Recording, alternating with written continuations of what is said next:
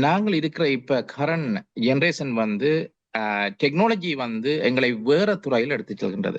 இப்ப பாத்தீங்கன்னா AI artificial intelligence என்றது ஒரு நெக்ஸ்ட் 10 to 20 இயர்ஸுக்கு விரும்பியோ விரும்பாமலோ எங்களை வேறொரு இதாக மாத்த போகின்றது.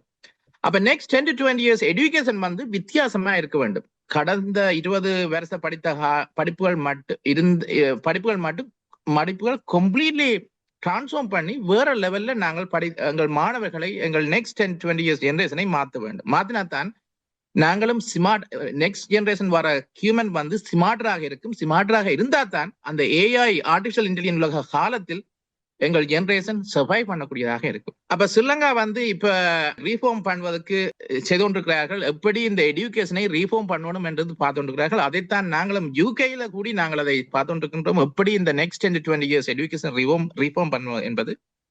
அதை ரீஃபார்ம் பண்ணுவதற்கு prime minister doctor Carney already has an agenda to really reform the Sri Lankan education.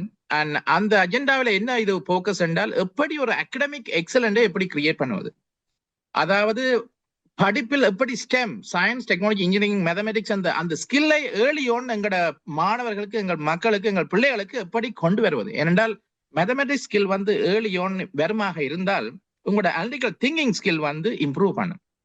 அப்ப அதை எப்படி எங்கள் பிரைமரி ஸ்கூல்ல இருந்து நாங்கள் அதை கிரியேட் பண்ணுவது, எப்படி இனோவேஷன் திங்கிங், எப்படி அவுட் ஆஃப் பாக்ஸ் திங்கிங்கை கிரியேட் பண்ணுவது, எப்படி என்டர்பிரினர்ஷிப். இப்ப ட்ரெடிஷனல் வே ஆஃப் எஜுகேஷன் வந்து என்னென்றால் நாங்கள் நல்லா ஸ்கூல்ல படிக்கணும், யூனிவர்சிட்டியில போய் நல்ல ஒரு டிகிரி எடுக்கணும், நல்ல காய்ஸ்பேட்டில் ஒரு ஜாப் எடுக்கணும். அதுதான் ட்ரெடிஷனல் வே ஆஃப் திங்கிங்.